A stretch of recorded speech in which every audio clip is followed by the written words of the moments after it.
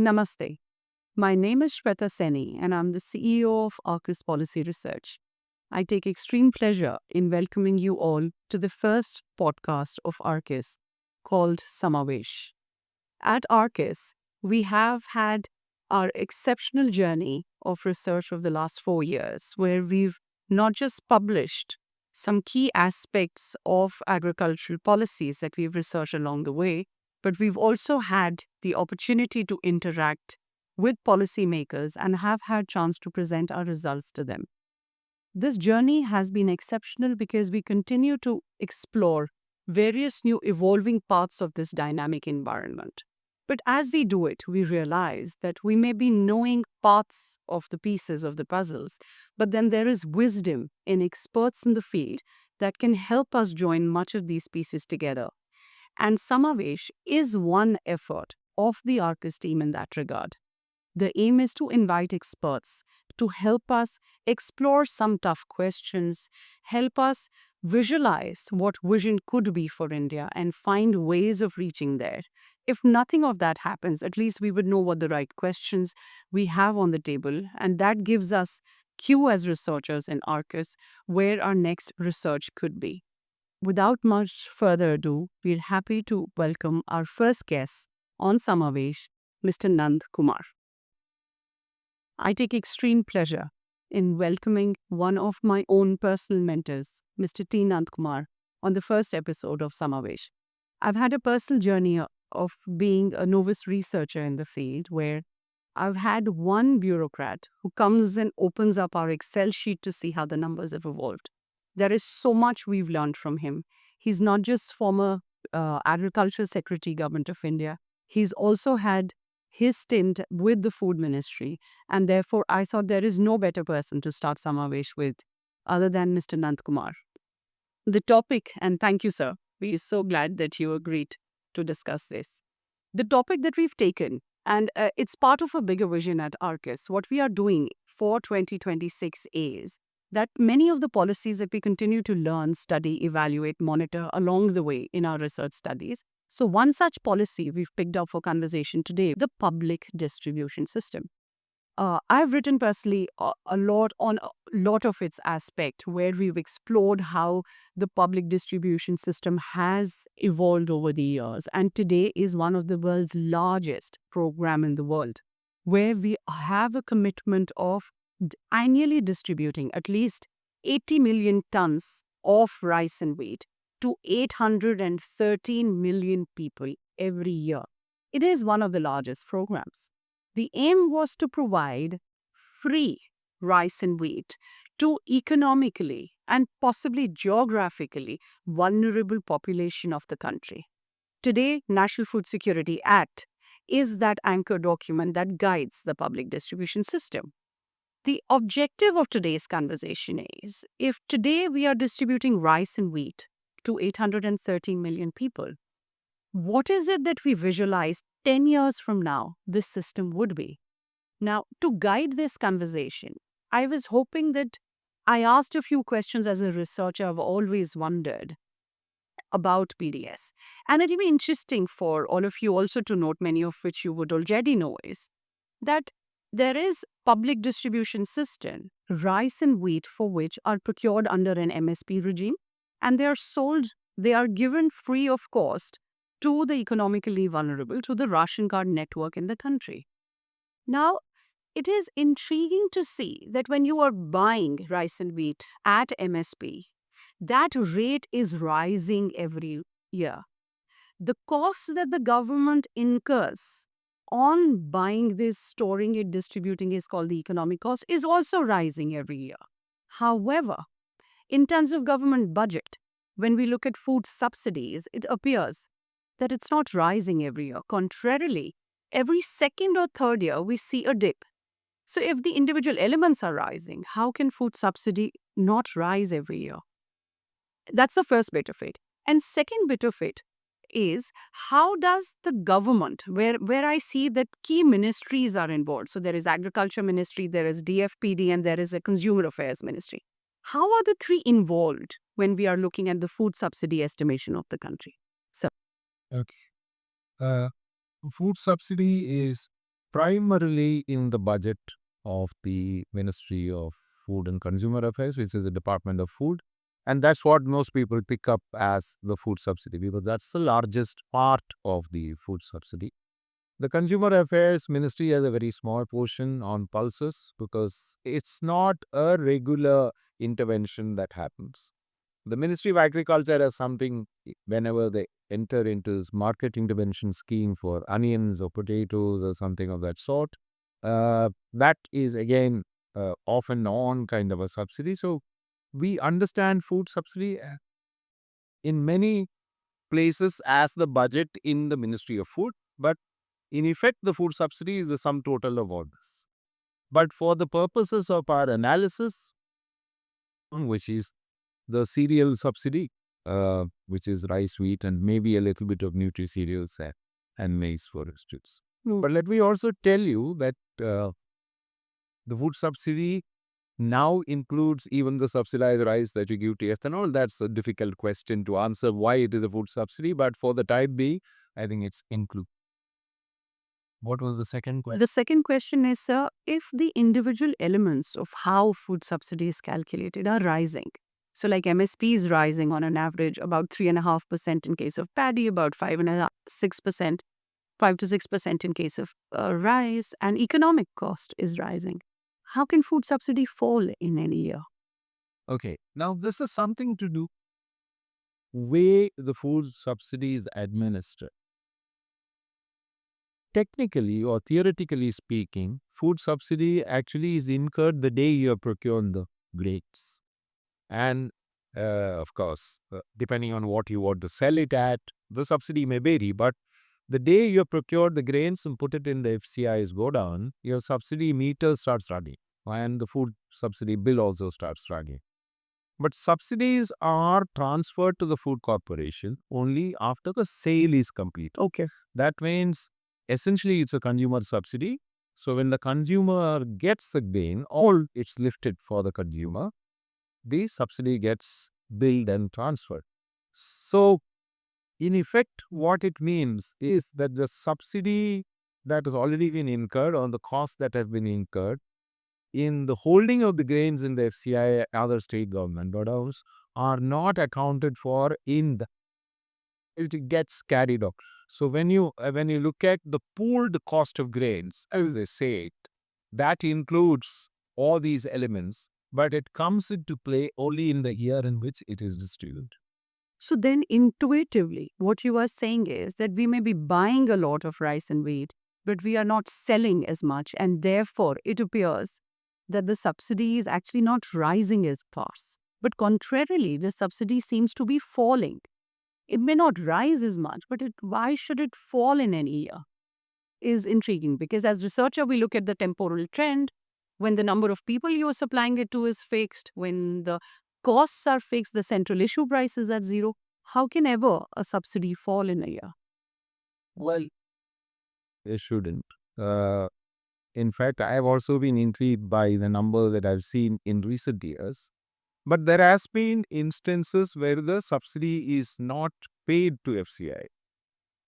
If you look at one of the years where they decided to clean up the old base, there was a subsidy bill of 5,40,000 crore. Right, 2020, 21. Yeah. So that was because 5 years they have been underpaid.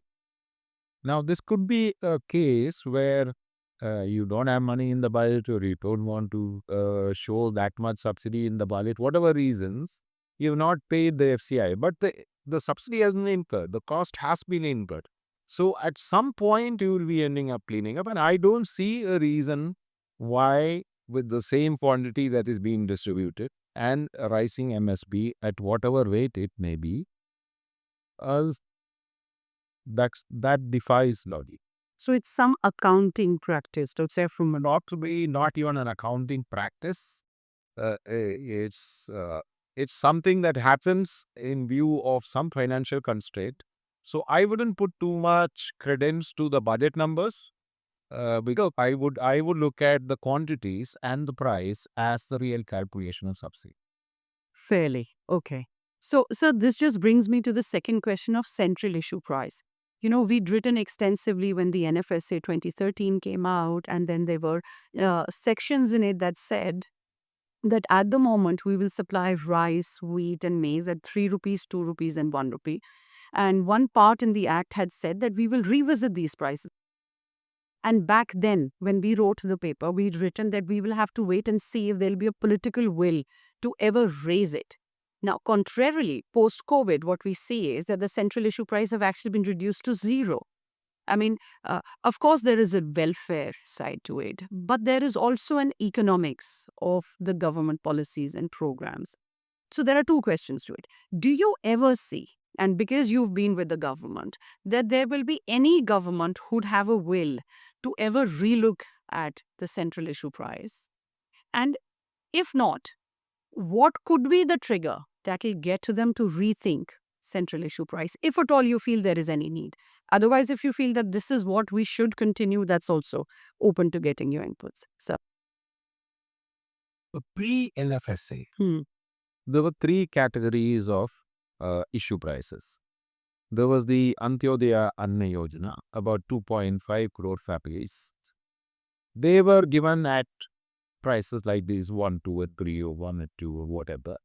Then there was BPL, which was a large below poverty line category. It was a very large segment, which had a high price. I think if I remember correctly, it was a 400 something per quintal, around that. And then there was the above poverty line, which was still higher. Yes. At that point in time, I had argued that we should have the Antyodaya Anna Yojana at very low prices. It could be zero, but the reason why we said low prices was then you actually capture who bought the grains. Zero, the chances of leakage are higher. You collect 1 rupee, then there is a receipt, there is an ownership. That's one reason why you put a nominal value. BPL, I had argued that it should be at half of MSP and APL should be equal to MSP. That was when the targeted PDS was going on. Now, NFSA came. I have not seen any rigorous economic calculation to arrive at these numbers. So obviously, it was a political or a social political decision. Yeah. And I would think that the time has come to revisit both the issue prices and the numbers. Yes. And look at what should we be doing with the food subsidy issue to make it more rational on economic logic. Brilliant. So I will give you an example. Recently in Chhattisgarh for one of our research studies, and we were talking to them about their cropping patterns. And farmers in a village were all together, and we were discussing with them, and they happened to say that, a few years back, and we were also growing chana, gram, and we were doing paddy. But today the situation was that they were just producing paddy a year. And interestingly, these farmers said, because we eat paddy too, what we do is we take the entire produce, we sell it to the government, and then go to the ration shop to buy that rice again. Now, while we acknowledge the fact, and it has been the case that PDS and access, the economic and the physical access to subsidized grain is very important for certain pockets of the country, we've also seen patterns like this, where first you are encouraging somebody to only produce rice throughout the year. So this is going anti-diversification of crop. Second, you're getting a farmer to produce, sell it to the government who incurs an economic cost and then sells it back to them. So there is a burden on the system which was not required.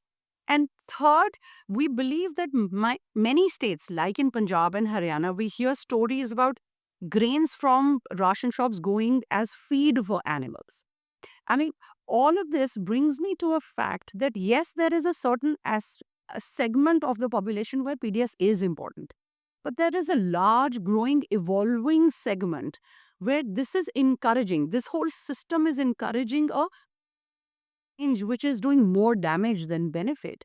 So this just brings me to the fact that yes, you agree that CIP has to be revisited, but you've also said that let's revisit the number of beneficiaries under the PDS system. So just a background, 813 million is the number at the moment that the government of India has given. This covers about 67% of the Indian population. Of course, there is another debate about the population has been rising. To ensure 67 percentage coverage, the 813 million should have. That, of course, stays. But what is your stance? Is this the future? Is 813 million people coverage is what we are looking at, say, 10 years, 15 years down the line also? Or is there a way we can think of revising or probably reducing or rationalizing? Well, I wouldn't want to look at it from an angle of reduction. I would like to look at it from a rational readjustment of the number. The reason I say this is that when the National Food Security Act was written, it said up to 75% of the rural population and up to 50% of the urban population. I have not seen, at least uh, in the literature that I have of with the government, how these numbers were arrived at. I suppose they were again political social numbers. And since 13, just before the 14 elections, I can see the connection. Therefore, my argument is this. If we have not arrived at a number with a rational economic analysis, time that we arrive at that number, it could be more, it could be less. But having said that, let's also say that every year the government is saying that poverty is reducing. And if that's reducing, that's another reason why we should look at these numbers more carefully. Fairly. Again, let's also look at a nutrition index. While hunger seems to be addressed reasonably okay, nutrition is a big problem in that whole index. So isn't it time that we repurpose this whole complex of food subsidies into giving more nutrition and reducing the impact on cereals? Now, your question about cereals and the leakage or misuse of cereals, every fiscal distribution system will have this problem. And if the farmers are selling their grains to the government and buying back at cheaper rate, I would say they're smart. Yeah, I mean they have converted physical grains. That's so I think that's the key to the government. Look, they are monetizing a physical commodity that you are incurring a huge cost on in distributing.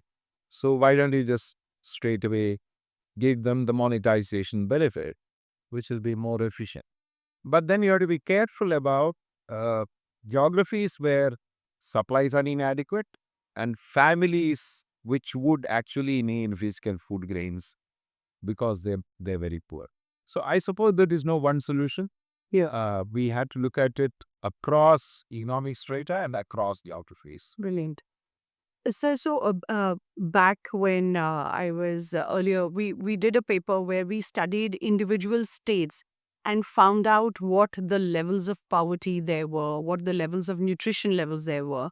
And we looked at the level of digital financial inclusion, their own economic and financial vulnerability. So we created an index which was state-wise and found out exactly what you've said, that not every state is equally ready to a switch away from grains, and likewise, not every state is equally ready to move towards a digital transfer.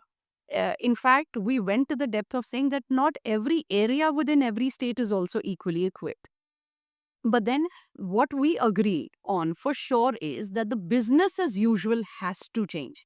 And from what I concur, what you are also saying is clearly central issue price will need to be revised.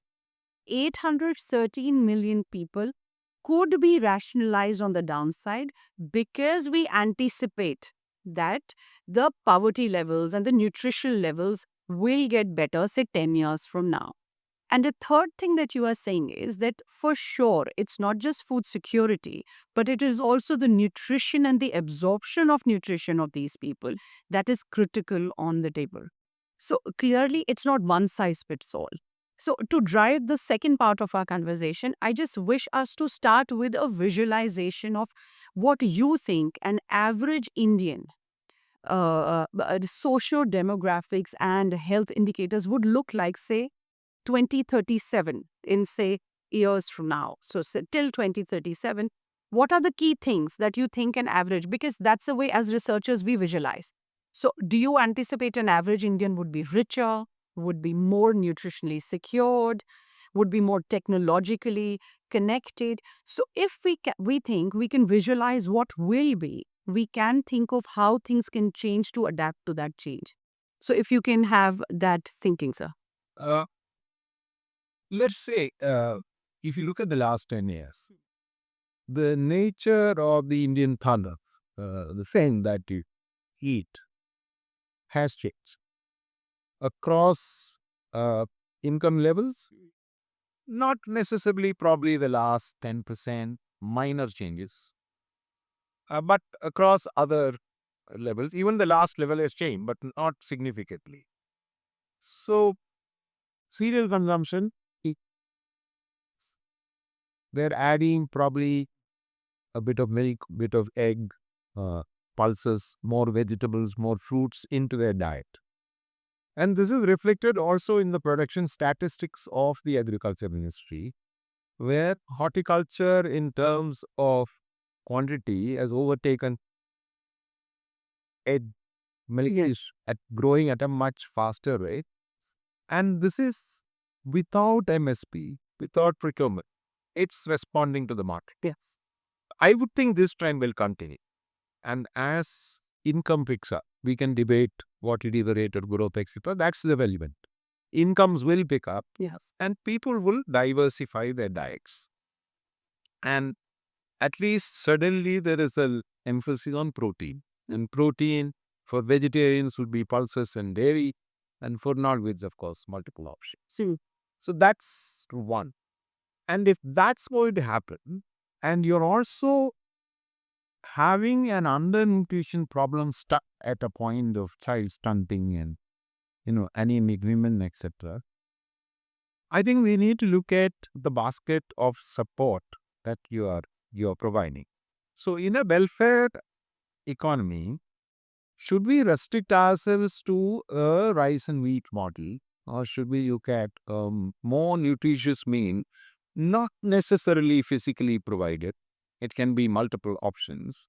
And to your question about the digital growth in the country, I think 10 years ago, we could not have talked about DBT so effectively than today, because today people have that access to, you know, use technology as a lever in terms of cash transfer, in terms of purchase, in terms of whatever they be. So I would think that we should look at all these and have a new plan for the decade. What do we want to see at the end of the decade? We don't want to have stunted children. Yeah. We don't want to have underweight children. We don't want to have underweight mothers.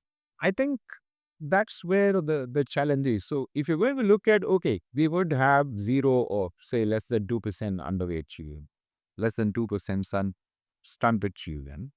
Let's look at that as a target and revisit everything that we do. Fairly. So clearly, it's not just food security at the moment, it's also the nutrition and the absorption bit that you are guiding to. Fairly. So clearly, we're looking at 10 years from now where we would have a more diversified thali. We would be more digitally inclusive. We foresee many of so the education level, literacy levels are rising. Financially, they'll be more included. They'll have bank accounts. So we anticipate that in light of these trends, what we give through such programs and how we give it, both of them are questions which are organically open today, where we foresee answers. So, in that regard, I'll mention a report that we released last year where we studied DBT Karnataka food model. It was just an accidental pioneer where, while the PDS allocations continued, where rice was already being given to the beneficiaries of ration shop in Karnataka, the state government went over and above that physical allocation and allotted money, unconditional cash transfer in the name of the woman of the household directly into the bank account. We went and talked with the beneficiaries. And what we found was that when they received a physical transfer, that additional money helped them to buy better rice, buy more medicines, repay tinier loans that they were also buying more fruits and vegetables. Now, how would you see it as a policymaker? As a researcher, there is a conflict where we see that the person already had a physical access, so over and above that, the money was utilized well, right? So, how would you want evidence to grow in order for you to have enough evidence to take a policy action towards DBT or towards strengthening PDS or an organic mix policy offer, and the role of states that you foresee? So, Yeah. One problem I always encounter in these kind of conversations is that very often it's seen as a government of India responsibility and an activity. I think the states have a much, because they know exactly what the population there knows in terms of a diversified diet. I think if you're looking at a healthier India, which is what you should be in the next 5 or 10 years, we are talking about uh, allowing people to access diets which are suitable to them and which are nutritious. yes. And diversified diets are expensive. And it's also not physically amenable to a lot of procurement distribution networks. We are finding it difficult to run even the current ones, with leakage is still there, even though they are reduced. So I would not want to take a position that it's either DVT or physical. I think it's a combination of the two. And I would argue that states which produce enough food grains, which have surplus, states which produce enough pulses, etc., can easily move to a more cash-based transfer, at least for uh, those who are not in the Antyodaya bracket. Okay, let's have this physical thing for the Antyodaya people. No harm none. But let them also get an additional uh, financial support, because if you say they are the poorest of the lot at the bottom of the pyramid, then obviously they shouldn't be equal to the rest. Yes. They should be a little more, Fairly. you know, uh, in the list of beneficiaries than rest. So let's have physical plus cash for them. Let's have cash for most of the others, except where geographically questions, parts of Ladakh, maybe parts of Andaman and Nicobar, places like that, northeast maybe, we may need the physical. Fairly. So, sir, what then you are saying is there are at least three lenses we have to look when we are visualizing the PDS going forward. First is the physical access of grains, where geographically tougher terrains or where the ration shop is that core place of delivery, we looked separately. Those areas depend on ration shop for providing for the basic rations. So for them, the strategy has to be different, where we are possibly forcing strengthening the PDS. Second is economic vulnerability, where you are looking at areas which are relatively impoverished or nutritionally deprived, where we seek and where we know that most of Antodyas would be living and their households will be living, have to be given this ration plus a nutrition physically delivered to them, physically or cash wise. And third is the place where you are saying, and I will split the remainder people into two segments. Third is the place where you're saying that we could start by giving them options of let's just choose if you want grains or DBT, and then we make a transfer. And fourth would be that category where, for example, the farmers are producing enough for the state and there is a relatively socioeconomic indicators look robust. So, for example, in Ludhianas of the world or Bangalore, urban Bangalore areas, where we start giving cash instead of greens already. So, these are the four lenses you're saying we could possibly take in order to look at 2037 or 2047 PDS there. So we did back of the envelope calculations, and we found out that on an average, per capita basis, a 2 lakh crore food subsidy implies about 2,500 per capita. Of course, there are administrative charges and others, but we've included it, divided it by the number of people you're supplying it to. It comes to about 2,500 per person per year that you are giving it. So that translates to about 12,000 if for an average household size we looked at. So how about a number like 12,000 as an unconditional cash transfer in future can be made to at least the best of areas? Does that does that sink in with the bigger fiscal space and the efficiency side of the value chain of ration shops? It would definitely sink in with the fiscal space. And it could even be politically appealing, because giving 1,000 rupees a month to somebody is we have seen that happen in Bihar, we have seen that happening elsewhere. PM Kisan was 6,000 a year, so we've seen that. Yeah. All that, I think, would make a lot of political sense. Therefore, I would think that yes, it will save. But I would also put a condition that, let's revisit this 81 crore people and see whether all of them really deserve to be there in the list. And that would give you a little more fiscal discipline than, going ahead with the same number and sticking to a number which doesn't find too much justification for being there. I'll just add a tiny bit here, sir. I mean, while we look at revisiting 830 million, the system should also open up to inducting more vulnerable people which are already not in the net. Because poor people who still do not have a ration card and can benefit immensely if they were to have any. So there is an inclusion and an exclusion cleaning drive that is required in the current system, where we can have databases, for example, government databases of income tax talk to the ration card, or other databases talk to the ration card databases to clean up who the real needy is. And what we also agree for our as a researcher for my own notes is that we agree that we cannot have business as usual under BDS going forward. The thing we agreed was that states have to play a role. States will know the real dynamics and the real vulnerability, and we know many states like Tamil Nadu, like West Bengal, who've extended their PDS. And that could be a learning that specific states with specific vulnerabilities can come up. And what we also find is it's not one size fits all. It's not even one size fits all in a state also. There could be different regions that have to be looked at. So we're probably looking at a district-wise vulnerability index that could guide on physical and economic vulnerability who the real beneficiary will be. Fairly. And in terms of the basket itself, you agree if you're giving it to Antodyas, it will have to be nutrition sensitive rather than just rice and wheat.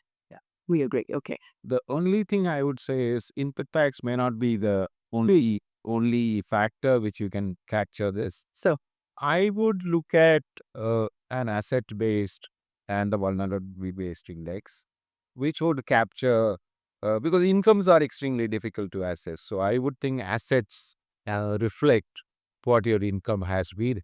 I think we can clean up this whole thing if you look at the assets that they want. I mean, women might have issues because we see seldom women having any asset in their name. We have to look at family assets, but focus on the women. Let the money go to the women. And as you rightly said, look at the inclusion or exclusion errors, both simultaneous. Fairly. I think it's been wonderful conversation, and just to share with you all, me and Nandakumar sir would also be writing a piece on this, and that should soon come out in the public domain. But thank you very much for listening to us, and we at Arcus continue to endeavor to find time with experts like sir in future too, and we look forward to getting your inputs on anything you wish us to explore further on. And till then, it's happy learning, and we're happy to contribute in as much little way as we can through this Samavesh series. Thank you very much. Namaste.